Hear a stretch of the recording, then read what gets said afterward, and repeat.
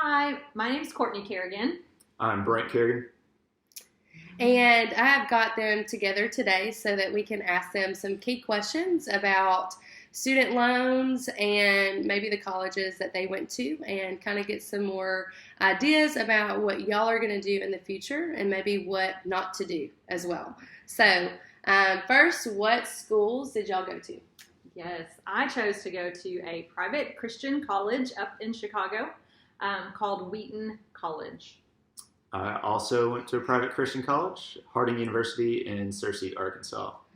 And when y'all decided to choose your particular colleges, was money an issue? There are so many things I did not know that I know now when I made that decision to go to Wheaton College at 17 years old. I made that decision my junior year. I was really tired of being in Tennessee. I wanted to get out. I wanted to get away. I wanted to be on my own. My parents didn't necessarily set money aside for college, so I knew that basically wherever I went, it would be my responsibility. And I was a good student. I made really good grades. I graduated with a very high GPA.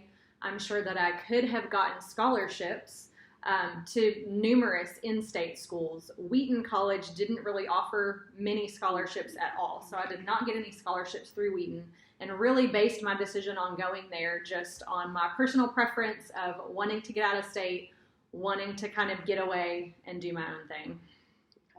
So mine was very similar. Did not think about the cost because all I knew is my parents would pay for half and I was responsible for the other half. So to me, that said, I can go anywhere. Not a big deal. Similar to Courtney, just wanted to get out of Tennessee, kind of not go where my friends were going, just do something different. And it was a great experience. However, I learned a lot of things after the fact from a financial perspective that I wished someone would have educated me more on prior to making such big decisions as it relates to my future. Regardless of getting a great education from a private school, I think no matter where I went, I would have gotten a good education, essentially. But just the fact that I was allowed to apply for the type of money and ask for it, and the government and private institutions were like, sure, we'll give you, 20 grand for a semester. Right. That didn't sink in until afterwards when it came to me to say, all right, now I've got to pay all of it back. So Right.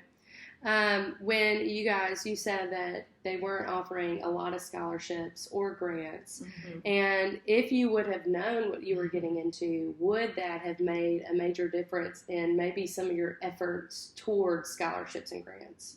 Absolutely. For me, when I actually went to Hendersonville High School, and when I was there was no personal finance class. As a kid, as a teenager, I really had no training in finances, in budgeting, in loans or credit management or anything like that. So I went into the whole college application process completely naive and selfishly just doing whatever I wanted to do. And so for me, once I decided Wheaton was where I wanted to go and started looking at the numbers, my parents did pay a very small portion of the tuition. Basically, I ended up getting financial aid for part of it, which I think as a teenager, I thought meant was kind of like grants, that it was kind of just free money. Yes. And then the rest I made up for in private student loans, which with that terminology, I knew that was money I would have to pay back. I don't necessarily think I knew that the financial aid was money I would have to pay back. That is loan money from the government. So when I graduated from Wheaton College a very long time ago, in 2009, at that time, I had almost 6 figures in student loan debt. I believe I was right around $90,000. By the time I graduated, Wheaton College cost about $35,000 per year. And I basically funded all 4 years through loans. And so after graduation in 2009, things got really real when the actual bills started coming in and my payments were looking like, $500-$600 a month for these student loans. As somebody just coming out of college, like trying to get a job, get on my feet, I had these major loans really tying me down for way too long. Yeah. Yeah. What about you, Brett? Similar story. I mean, I knew financial. One, don't judge him. He did go to Beach High School, so I'm just throwing that out there. The upper echelon of the schools. Similar to Courtney, took out private student loans as well as the financial aid. I knew that'd be something I would need to pay back, but I was like, this is where I'm going to school, and it's just what you do. I did not put a lot of effort into finding scholarships or anything. My grades were all right, but looking back on it, I wish I had put more effort and just put the time in to see what's available. Just every little bit helps. Right. And with the student loans, while you're in school, they are accruing interest, and so no matter that your college is paid for, you're paying extra money while you're in school because someone's getting interest and they're making millions upon millions of dollars off of you just because you're trying to better yourself. Yeah. So thinking, when I got out of college, I'd be getting a job that would pay, $60,000 a year or something. And that was a hard reality when that's not what happened. And then you're getting, like Courtney said, getting a monthly bill of, hey, you owe this much money. And of course there's different repayment plans, but just because you're on that repayment plan, though it makes it easier, it's harder in the long run because you're paying even more because that interest is accruing and it's accruing quickly. And what you're paying each month, whether it's income-based or whatever, you're paying mainly towards the interest and not cutting down, chipping away at that principal amount.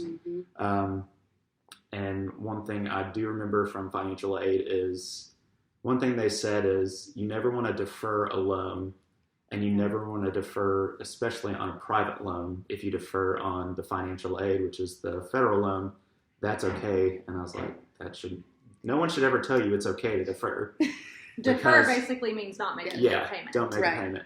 So you always want to make your payments, but ultimately you don't want to be in the situation of having to pay thousands upon thousands of dollars. Same boat as Courtney, because I did undergrad and graduate and studied abroad. Oh gosh. I was also in six-figure debt, and well over six-figure debt. My school was cheaper than Courtney's, but anyway.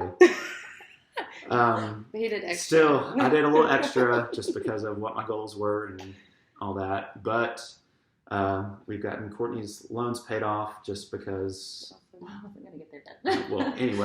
Well, anyway, I'm about $70,000 in debt still, and I've been out of college for 11 years. Yeah. So, quick interjection. I said that when I graduated from Wheaton, I had about $90,000 in student loan debt. I'm now 33 years old, and we just paid off my student loans last month. Right. So, in total, what we and I have ended up paying in student loans is I basically could have paid off a very decent house at this point in life. And then for Brent, we've really been chipping away at his and are working hard to get rid of it. But like I said, I'm 33, he's 34, and we are still chipping away at student loan debt for all these years. I mean, we've been out of school for almost 12 years. Right. How do you feel like student loan debt has impacted your financial security and stability? Yeah, I think one of the biggest difficulties for me is feeling like we can't save for retirement because of this debt. We don't really want to start investing in our future until the past is paid for, and that means we want to be completely out of debt in order to invest more fully in retirement. And so I'm 34 years old and don't have a retirement fund, which is 33. I'm 33. Sorry, I've still got a few more months. So it's a little bit nerve-wracking to think that I don't have a retirement fund, and that's definitely been a downside of it all, is that when you're weighed down with this debt, you really can't plan and prepare adequately for your future. Yeah, it has definitely felt like a burden, and it's ever since, that 6-month grace period once I graduated was up. Yeah. It was just, I've constantly got this huge weight of debt, on my shoulders that I'm having to carry, and thinking it will never be paid off.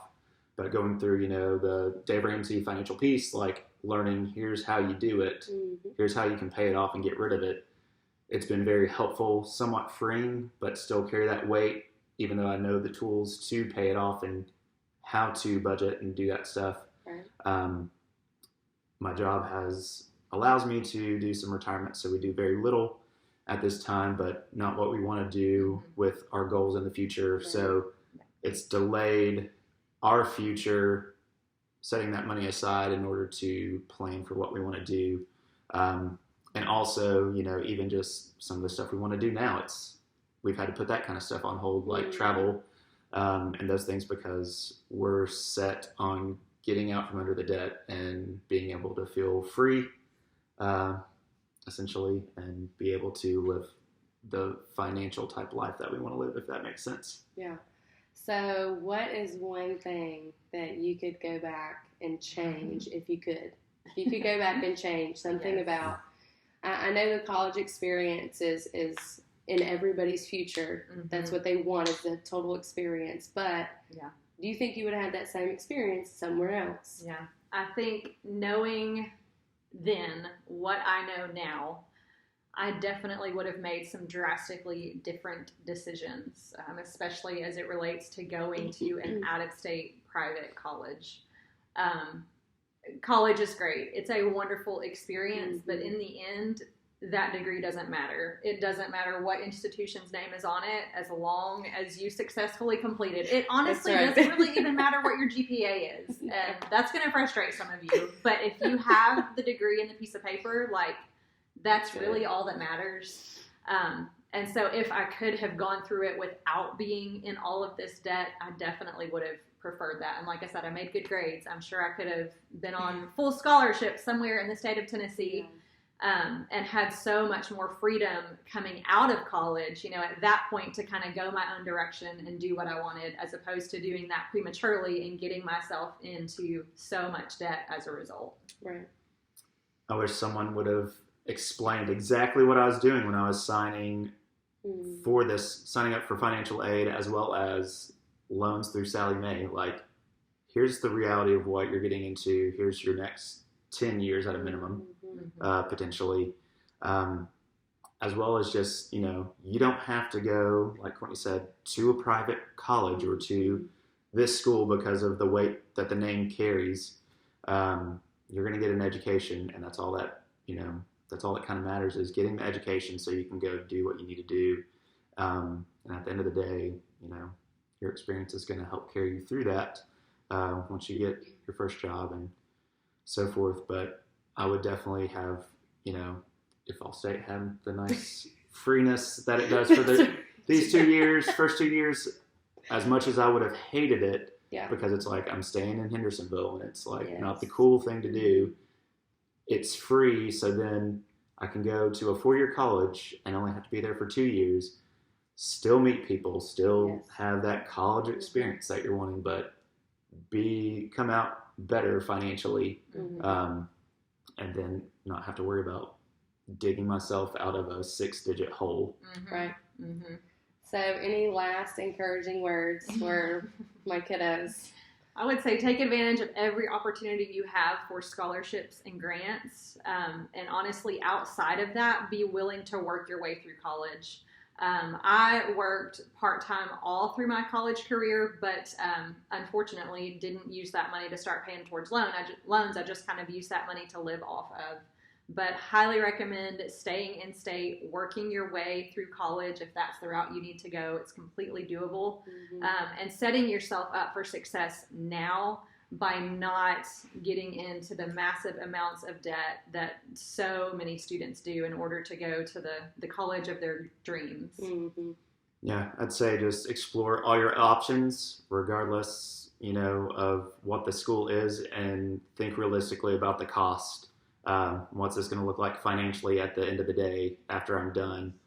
What goals do I have as far as what do I want to be? Does this even require a 4-year school? Right. Those kinds of things, and then dig down into the itemized bill of what you are paying for, why you're paying for it, and just make sure you're making the smartest decision and most educated decision from a financial perspective, because at the end of the day, you got to look out for yourself. no multi-million institution like Sally Mae or anything, not even the government, Mhm. is looking out for your interests. So just in this moment, be selfish. Yes. So. Awesome. Thank y'all so much. Yeah. Thank Thanks. you. Go Bucks.